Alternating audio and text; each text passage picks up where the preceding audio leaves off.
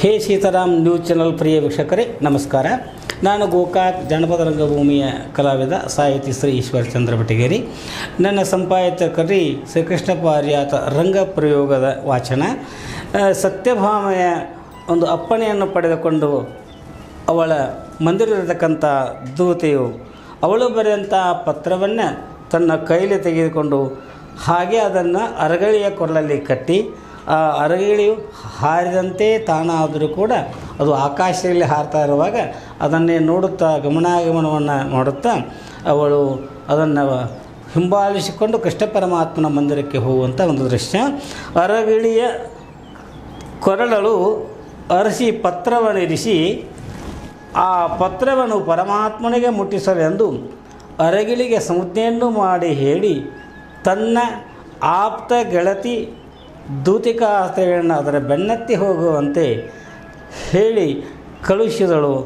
ಆ ಆಜ್ಞೆಯಂತೆ ಶಿರದಲ್ಲಿ ಅರಸಿಯ ಆಜ್ಞೆಯನ್ನು ಹೊತ್ತಂಥ ದೂತಿ ಅವಳೇ ಭಾಗವತಳು ಕೃಷ್ಣ ಪರಮಾತ್ಮನ ಸ್ಮರಣೆ ಮಾಡುತ್ತಾ ಹಾಗೇ ಕೃಷ್ಣ ಪರಮಾತ್ಮನ ಮಂದಿರದ ಕಡೆಗೆ ಹೋಗುತ್ತಲಿರುವಳು. ಪರಮಾತ್ಮನ ಕಾಣುವ ಸೌಭಾಗ್ಯ ನನ್ನದು. ಅದೆಂಥ ಭಾಗ್ಯ! ಆಹಾ, ಎಂಥ ಆಶ್ಚರ್ಯ! ಸತ್ಯಭಾಮ ತಾಯಿಯವರು ಹೇಳಿದಂತೆ ಅರಗಿಳಿ ನನ್ನ ಹಾದಿಯನ್ನು ಕಾಯ್ತಾ ಇದೆ. ಆಗಲಿ ನನಗಿಂತಲೂ ಮೊದಲು ಬಂದಿದೆ. ಅದರ ಕೊರಳಾಗಿನ ಈ ಪತ್ರವನ್ನು ಬಿಚ್ಚಿ ಪರಮಾತ್ಮನಿಗೆ ನಾನು ಮುಟ್ಟಿಸಿದರೆ ಆಯಿತು. ಮುಂದಿನ ಕಾರ್ಯ ಆ ಪರಮಾತ್ಮ ಏನು ಮಾಡುತ್ತಾನೋ ಅದನ್ನು ತೆಗೆದುಕೊಂಡು ಹೋಗಿ ಸತ್ಯಭಾಮ ತಾಯಿಗೆ ಮುಟ್ಟಿಸರಾಯಿತು. ಈ ಗಿಳಿಯ ಕೊರಳಾಗಿನ ಪತ್ರವನ್ನು ಪರಮಾತ್ಮನಿಗೆ ಅರ್ಪಿಸುತ್ತೇನೆ. ವಂದನೆ ಕರ್ತು ಮಹಾರಾಜ್, ವಂದನೆ ಕರ್ತು. ದೂತೆ, ಯಾರೋ ನೀನು? ಎಲ್ಲಿಂದ ಬಂದಿ? ಅಮ್ಮ, ನಾನು ಯಾರು ಬಂದೆ ಅಂತ ಎಷ್ಟು ಪ್ರೀತಿಯಿಂದ ಪರಮಾತ್ಮ ಕೇಳ್ತಾ ಇದ್ದಾರೆ. ನನ್ನೊಂದು ಭಾಗ್ಯ. ನೋಡಿರಿ ಸ್ವಾಮಿ, ನಾನು ಸತ್ಯಭಾಮ ತಾಯಿ ಮಂದಿರದೊಳಗೆ ಸೇವೆಯನ್ನು ಮಾಡಿದಂಥ ದೂತಿ. ಆಯ್ತಮ್ಮ, ಸತ್ಯಭಾಮ ಕ್ಷೇಮವಾಗಿದ್ದಾಳೆ? ನಿಮ್ಮ ಆಶೀರ್ವಾದ, ಎಲ್ಲರೂ ಕ್ಷೇಮದಿಂದ ಇದ್ದಾರೆ. ಹಾಗಾದರೆ ಏನು ಕಾರಣ ಬಂದೆ ಅಮ್ಮ? ಏನಿಲ್ಲ, ನಮ್ಮ ತಾಯಿ ಸತ್ಯಭಾಮ ತಮಗೊಂದು ಪತ್ರ ಕಳಿಸ್ಯಾಳ್ರಿ. ಏನು? ಅವಳು ಸತ್ಯಭಾಮೆ ಪತ್ರವನ್ನು ಕಳಿಸಿದಾಳ? ಹಾಗಾದರೆ ನೋಡೋಣ ತಾದುತೆ ಪತ್ರ ಎಲ್ಲಿಂದ ಬಂದೈತಿ ಅಂತದು? ವೈಕುಂಠದಿಂದ ಬಂದೈತಿ. ತೂತೆ ಪತ್ರ ಯಾತಕ್ಕೆ ಬಂದೈತಿ? ನಿಮ್ಮನ್ನು ಒಯ್ಯಾಕೆ ಬಂದೈತ್ರಿ. ಅಲ್ಲ ದೂತೆ, ಈ ಪತ್ರ ನನ್ನನ್ನು ಒಯ್ತದ ಅಂದರೆ ಅಂಥ ಒಂದು ಶಕ್ತಿ ಈ ಪತ್ರದಲ್ಲಿ ಅದ. ನೋಡೋಣ ತಾರಮ್ಮ. ತಗೊಳ್ರಿ ಸ್ವಾಮಿ. ದೂತೆ, ಇದು ಸತ್ಯಭಾಮೆಯ ಪತ್ರ. ಅದು ಹೆಂಗೆ ಗುರ್ತಾ ಹಿಡಿದ್ರಿ ಸ್ವಾಮಿ? ಹೇಗಂದ್ರೆ ಅಕ್ಷರಗಳ ಮೇಲಿಂದ. ಅದು ಹೆಂಗೆ ರೀ ಅಕ್ಷರಗಳ ಮೇಲಿಂದ ಹೆಂಗೆ ಗುರ್ತಾ ಹಿಡಿದ್ರಿ? ಅಕ್ಷರಗಳು ಭಾಳ ಜನಗಾಗ್ಯಾವ ದೂತೆ. ಹೌದಪ್ಪ, ಕೂಳಿಲ್ಲದಕ್ಕೆ ಕರಗಳು ಭಾಳ ಸರಿಗಾವ. ಏನು ಮಾತಾಡ್ತಿ? ಹಾಗಲ್ಲ, ನೀನು ಮಾತಾಡುವಂಥ ಮಾತು ಗ್ರಾಮೀಣ ಶಬ್ದ ಕರೆಗಳು ಅಂತ. ಹಾಗಲ್ಲ, ಕರೆಗಳು ಅಂತಂದರೆ ಹಸ್ತಗಳು ಅಂತ ಅರ್ಥ ಮಾಡಬೇಕು. ಬರೆಯುವಾಗ ಹಸ್ತಗಳು ಅಡಗಿದ್ರೆ ಅಕ್ಷರಗಳು ನುಡಿದಾಗ್ತವೆ. ಹೌದಪ್ಪ, ನೀನು ಹೇಳು ಮಾತು ಕರೆ, ನನಗೆ ಗೊತ್ತಾಗಲಿಲ್ಲ. ಹೇದೂತೆ, ಏನು ಮಾತಾಡ್ತಿ? ಅಕ್ಷರಗಳು ಅಂತಂದರೆ ನಿನಗೆ ಕರೆಗಳಂತ ತಿಳ್ಕೊಂಡು. ಅಕ್ಷರ ಅಂತಾರೆ ಕ್ಷರ. ಅಂದರೆ ಏನು? ಅದು ಅಕ್ಷರ ಅಂದರೆ ಕ್ಷರ ಅಂದರೆ ನಾಶ ಆಗುವುದು. ಅಕ್ಷರ ಅಂದರೆ ನಾಶ ಆಗದೇ ಇರುವುದು. ಜಗತ್ತಿನಲ್ಲಿ ನಾಶ ಆಗದೇ ಇರುವುದು ಯಾವುದು? ಅಕ್ಷರ ಅಂತಂದರೆ ಪರಮಾತ್ಮ. ಖರೆ ಅದು. ಹಿಂಗಂದ್ರೆ ಅದಕ್ಕೆ ನನಗೆ ತಿಳಿಲಿಲ್ಲ ಬಿಡ್ರಿ. ಮತ್ತು ನೀವು ಅಕ್ಷರ ಅಂತಂದ ಕೂಡಲೇ ನನಗೆ ಬೇರೆ ತಿಳಿತು. ಅಕ್ಷರಗಳು ಭಾಳ ಸಣ್ಣದವ. ಹಾಗಾದ್ರೆ ನೋಡಂತಲ್ಲಿ ದುದಿನಿ ಸಾಲಿಗೆ ಹೋಗಿಲ್ಲ ಅಂದಮೇಲೆ ಅಕ್ಷರ ಹೆಂಗೆ ಗುರ್ತಾ ಇಡ್ತಿ? ನಾನು ಅಲ್ಲೇ ರೀ, ನಮ್ಮ ಅಜ್ಜ ಮುತ್ತೆಗಳು ಸಹಿತ ಸಾಲಿಗೆ ಕಟ್ಟಿ ಇರಲಿಲ್ಲ. ಆದರೆ ನಾವು ಅಕ್ಷರ ಗುರ್ತಾ ಇಡ್ತೀವಿ. ಹೆಂಗೆ ಅಕ್ಷರ ಗುರ್ತಾ ಇಡ್ತೀರಿ? ಶಾಲೆಗೆ ಹೋಗೋದಿದ್ರು ಅಕ್ಷರ ಓದುವಂಥ ಜ್ಞಾನದ ಮೇಲೆ ಭಾಳ ಸಂತೋಷ. ಹಾಗಾದರೆ ತಗೋ ಈ ಪತ್ರ ಓದು. ಏನು ರೀ ನಾರ್ತೈತಿ? ಅಲ್ಲ, ಈ ನರಿ ಹುಟ್ಟಿದೇನು? ಯಾರಾದರೂ ಪತ್ರ ಮೂಸಿ ನೋಡ್ತಾರೇನು ಜಗದಾಗ? ಇರಲಿ, ಸತ್ಯಭಾಮ ಏನಂತ ಬರ್ತಾಳು? ಪತ್ರ ಓದ್ತೇನೆ. ಅಲ್ಲ ರೀ, ನಾನು ನರಿ ಹುಟ್ಟಿದೆ ಅಂತೀರಿ. ಯಾರಾದರೂ ಪತ್ರ ಮೂಸಿ ನೋಡ್ತಾರೋ ಜಗದಾಗ ಅಂತೇಳಿ. ಇರಲಿ, ಹಾಗಾದ್ರೆ ನೀವು ಓದ್ರಿಪ್ಪ, ನೋಡು, ನಾನು ಕೇಳ್ತೇನೆ. ಹಾಗಾದರೆ ಕೇಳುತ್ತೆ, ಏನು ಬರ್ತಾಳೆ ಪತ್ರ?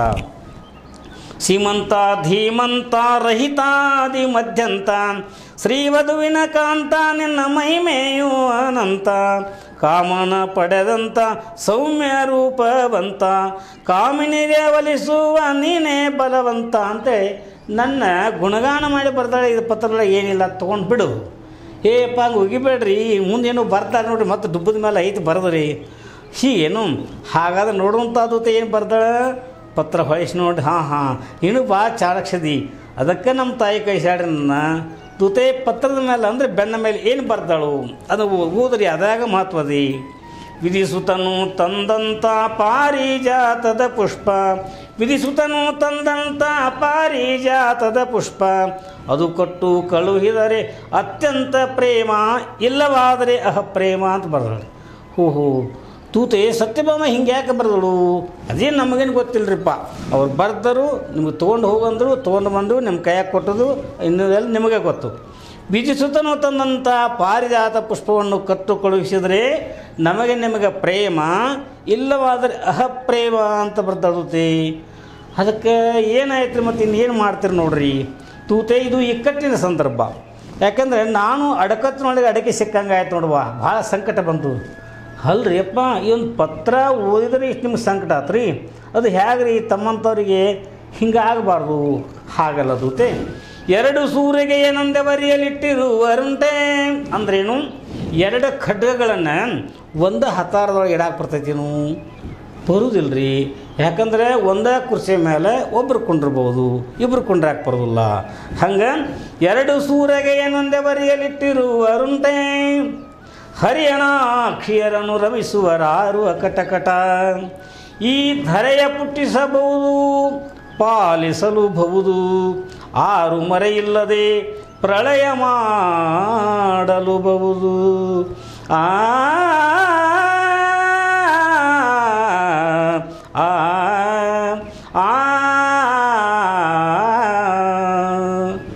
ನೋಡುತ್ತೆ ಯಾವ ಪ್ರಕಾರ ಎರಡು ಖಡ್ಗಗಳನ್ನು ಒಂದೇ ವರಿಯಲ್ಲಿ ಎಡಕ್ಕೂ ಬರೋದಿಲ್ಲ.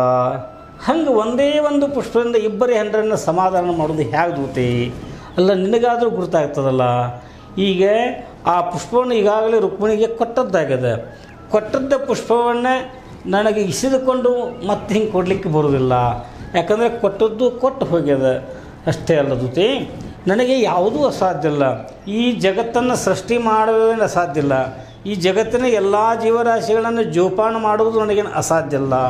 ಒಂದು ವೇಳೆ ಈ ಇಡೀ ಬ್ರಹ್ಮಾಂಡವನ್ನು ಏಕಕಾಲಕ್ಕೆ ಧ್ವಂಸ ಮಾಡಂದ್ರೂ ಕೂಡ ನನಗೆ ಅಸಾಧ್ಯ ಇಲ್ಲ. ಆದರೆ ಒಂದೇ ಒಂದು ಪುಷ್ಪದಿಂದ ಇಬ್ಬರು ಹೆಂಡರನ್ನು ಸಮಾಧಾನ ಮಾಡಬೇಕು ಹೆಂಗೆ ಅಂಥೇಳಿ ನನಗೆ ಅಸಾಧ್ಯ ಆಗಿದೆ ದೂತಿ.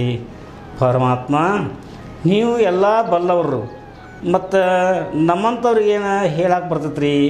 ಸತ್ಯಭಾಮ ತಾಯಿಯವ್ರ ಮನಸ್ಸು ಶಾಂತ ಆಗುವಂಗೆ ನೋಡ್ರಿ, ಪತ್ರಿಕೆ ಕಡೆಗೆ ಉತ್ತರ ಬರೆದು ಕೊಟ್ರೆ ಅಂತಂದ್ರೆ ಅದನ್ನು ನಾನು ತೊಗೊಂಡೋಗಿ ನಮ್ಮ ತಾಯಿಗೆ ಕೊಡ್ತೀನಿ, ಅದನ್ನು ನೋಡಿ ಅವಳ ಮನಸ್ಸನ್ನು ಶಾಂತ ಆಗ್ಬೋದು ರೀ.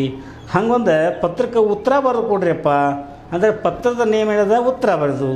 ಹಂಗಾದ್ರೆ ಜೊತೆ ನಿನ್ನ ಮಾತು ಕರೆಯದ, ಅವಳ ಮನಸ್ಸಿಗೆ ಶಾಂತ ಆಗುವ ಹಾಗೆ ಒಂದು ಉತ್ತರ ಬರಿತೀನಿ. ಹೇಗೆ ಬರಿತೀನಿ ನೋಡ್ರಿ. ಪತ್ರವ ಬರೆಯಲ ನಾಥೆಗೆ ಪ್ರತ್ಯುತ್ತರ ಕಳುಹಲ,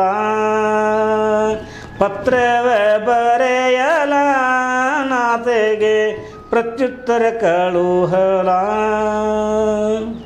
ಇತ್ತ ಛತ್ರಾಜಿತ ಸುತಿಗೆ ನಾನು ಚಿತ್ತ ಪಲ್ಲಟವ ಮಾಡದಿರೆಂದು, ಪತ್ರವ ಬರೆಯಲ ನಾತೆಗೆ ಪ್ರತ್ಯುತ್ತರ ಕಳುಹಲ, ನಾತೆಗೆ ಪ್ರತ್ಯುತ್ತರ ಕಳುಹಲ, ನಾತೆಗೆ ಪ್ರತ್ಯುತ್ತರ ಕಳುಹಲ. ಸ್ವಾಮಿ ಏನಂತ ಬರೀತೀರಿ? ಪತ್ರಕ್ಕೆ ಉತ್ತರ ಬರೆದು ನೇಮದ ದೂತೆ. ಅದೇ ಪ್ರಕಾರವಾಗಿ ಸತ್ಯಭಾಮ ಶಾಂತವಾಗಿರು, ನಾನು ಇವತ್ತಿಲ್ಲ ನಾಳೆ, ನಾಳೆಲ್ಲ ನಾಡ್ದು ಎಂದಾದರೂ ಒಂದು ದಿನ ನಾನು ನಿನ್ನ ಮಂದಿರಕ್ಕೆ ಬರ್ತೀನಿ, ನಿನಗೆ ಭೇಟಿ ಆಗ್ತೀನಿ, ನಿನ್ನ ಮನಸ್ಸಿನಲ್ಲಿರ್ತಕ್ಕಂಥ ಸಂದೇಹವನ್ನು ನಿವಾರಣೆ ಮಾಡ್ತೇನೆ, ಶಾಂತಲಾಗಿರು ಅಂತೇಳಿ ಪತ್ರ ಬರ್ತೇನೆ ದೂತೆ. ಈ ಪತ್ರ ತಗೊಂಡು ಹೋಗಿ ನೀನು ನನ್ನ ಸತ್ಯಭಾಮಗೆ ಮುಟ್ಟಿಸುವಂತ. ಸಾಕ್ರಿಯಪ್ಪ, ಬಂದದ್ದಕ್ಕೂ ಸಾರ್ಥಕ ಆಯ್ತು ರೀ, ನಿಮ್ಮ ದರ್ಶನವೂ ಆಯ್ತು ರೀ, ಮ್ಯಾಲಾಗೆ ಪತ್ರಕ್ಕೆ ಉತ್ತರನೂ ಬರೆದು ಕೊಟ್ರಿ, ಭಾಳ ಸಂತೋಷ ಆಯ್ತು ರೀ. ಯಾಕಂದ್ರೆ ಮಾತು ನೋಡ್ರಿ ಭಾಳ ಮುಖ್ಯ ರೀ. ಮಾತು ಹೋದ್ರೆ ಹೋಯ್ತು, ಮುತ್ತು ಹೊಡೆದ್ರೆ ಹೋಯ್ತು ರೀ, ಅವು ಮಾತು ಹೊಳೆ ಸಿಗಂಗಿಲ್ಲ. ಅದಕ್ಕಾಗಿ ನಮಗೆ ಈಗ ನೀವು ಸಿಕ್ಕದನ್ನ ದೊಡ್ಡದಾಯ್ತು ರೀ. ಈಗ ನೀವು ಹೇಳಿದಾಗೆ ರುಕ್ಮಿಣಿ ತಾಯಿಗೆ ಪುಷ್ಪ ಕೊಟ್ಟದ್ರಿ, ಅದನ್ನು ಇಸ್ಕೊಂಡು ಕೊಡಾಕಂತೂ ಬರೋದಿಲ್ಲ, ನಿಮ್ಮ ಮಾತು ಕರೆ ಅದ ರೀ. ಅದಕ್ಕೆ ಸತ್ಯಭಾಮ ತಾಯಿಗೆ ಪತ್ರ ಬರ್ದ್ರಿ, ಅದು ಕರೆಯೋದ್ರಿ. ಸತ್ಯಭಾಮಗೆ ಇವತ್ತೆಲ್ಲ ನಾಳೆ, ನಾಳೆಲ್ಲ ನಾಡ್ದು, ಎಂದಾದರೂ ಒಂದು ದಿನ ಅಂತ ಬರ್ದ್ರಿ. ಇದೇನು ನಕ್ಕಿ ಮಾತಿಲ್ಲ ಅಂತ ನಮ್ಗೆ ಅನ್ನಿಸ್ತದೆ ರೀ. ಏನಿಲ್ಲ ದೂತಿ, ಬರ್ತೇನೆ, ಅವಳ ಮನಸ್ಸಿಗೆ ಶಾಂತಿಯನ್ನು ನೀಡ್ತೇನೆ ಅಂತ ಹೇಳು. ಈ ಪತ್ರವನ್ನು ತಗೊಂಡು ನೀನು ಹೋಗಿ ಬಾ ದೂತಿ. ಹಾಗಲಿ ಸ್ವಾಮಿ, ತಾವು ಹೇಳಿದಂತೆ ನಾನು ಪತ್ರವನ್ನು ತಗೊಂಡು ಈಗಿಂದೀಗಲೇ ಸತ್ಯಭಾಮ ತಾಯಿ ಮಂದಿರಕ್ಕೆ ಹೋಗ್ತೀನಿ ರೀ. ಆಗಲೇ ದೂತಿ, ಯಾಕಂದರೆ ಪತ್ರದಲ್ಲಿ ಅಂಥ ಒಂದು ಮಹತ್ವನೇ ಇತ್ತು. ಆ ಮಹತ್ವ ನಿನಗಾದರೂ ಗುರುತನೇ ಇದೆ. ಯಾಕಂದರೆ ತ್ರಿಲೋಕ ಸಂಚಾರಿಗಳ ಅಂತ ನಾರದ ಮಹರ್ಷಿಗಳು ಆ ಇಂದ್ರನ ನಂದನ ಮನದಲ್ಲಿರ್ತಕ್ಕಂಥ ಪಾರಿಜಾತ ಪುಷ್ಪವನ್ನು ತಂದು ಅದನ್ನು ನನ್ನ ಕೈಯಲ್ಲಿ ಕೊಟ್ಟರು. ನಾನು ನಾರದರ ಆದೇಶದಂತೆ ಅದನ್ನು ರುಕ್ಮಿಣಿ ಮಡಿಯಲ್ಲಿ ಇಡಿಸಿದೆ. ಇದನ್ನು ಅವರು ಸಮಕ್ಷಮವಾಗಿ ಕಂಡಿದ್ದಾರೆ. ಆದರೂ ಕೂಡ ಸತ್ಯಭಾಮ ಮಂದಿರಕ್ಕೆ ಹೋಗಿ ಅಲ್ಲಿ ಇಲ್ಲದ ಕಲವನ್ನು ಹಚ್ಚಿ ಹೋಗಿದ್ದಾರೆ. ಮೊದಲೇ ಅವರು ಕಲಹಪ್ರಿಯರು. ಯಾಕಂದರೆ ಧರ್ಮವನ್ನು ರಕ್ಷಿಸುವುದಕ್ಕಾಗಿ ಅವರು ಮಾಡತಕ್ಕಂಥ ಈ ಕಾರ್ಯಗಳು ಕಲಹಪ್ರಿಯವೆನಿಸಿದರೂ ಕೂಡ ಅದೊಂದು ಒಳ್ಳೆಯದನ್ನು ಆಗ್ತದೆ. ಯಾವುದು ಒಳ್ಳೆಯದನ್ನು ಆಗ್ತದೆ ಅಥವಾ ಕೆಟ್ಟಾಗಲಿ ಅವನ್ನು ನಾವು ಸ್ವೀಕಾರ ಮಾಡಲೇಬೇಕು.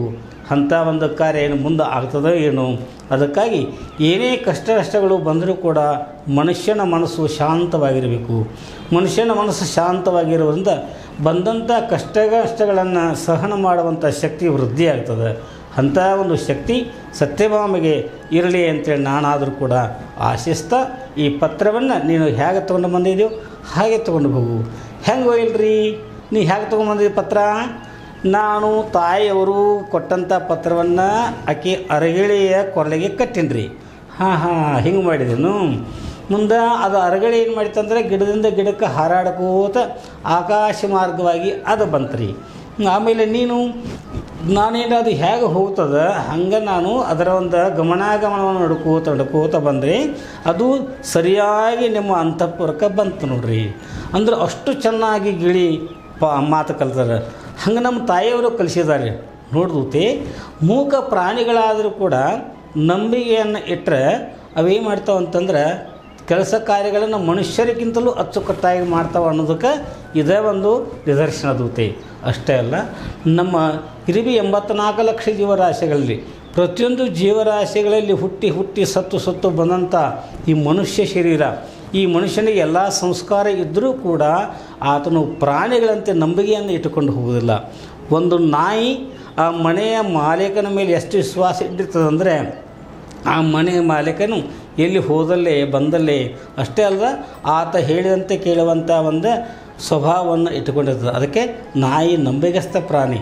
ಅದು ತಾನು ಇಟ್ಟುಕೊಂಡಂಥ ಮನೆಯವರ ಬಾಗಿಲನ್ನು ಕಾಯುತ್ತಾ ಆತನ ಬಳಿಯಲ್ಲಿಯೇ ಇರುತ್ತಾ ಆತನ ಒಂದು ಸಂರಕ್ಷಣೆಯನ್ನು ಮಾಡ್ತಾ ಯಾವ ರೀತಿಯಾಗಿ ನಂಬಿಕೆಯನ್ನು ವ್ಯಕ್ತ ಮಾಡ್ತದನೋ ಅದೇ ರೀತಿಯಾಗಿ ಈ ಅರಗಿಳಿ, ಸತ್ಯಭಾಮೆಯ ಮಂದಿರದಲ್ಲಿರ್ತಕ್ಕಂಥ ಅರಗಿಳಿ ಅವಳಿಗೆ ವಿಧೇಯರಾಗಿ, ಅಷ್ಟೇ ಅಲ್ಲ ಅವಳ ಹೇಳಿದ ಮಾತುಗಳನ್ನು ಕೇಳ್ತಾ ಅವಳಿಗೆ ಸಂತೋಷವನ್ನು ಉಂಟು ಮಾಡುತ್ತಾ ಅದು ಆ ಪತ್ರವನ್ನು ನನ್ನ ಕೈ ಕೊಟ್ಟಿತ್ತು.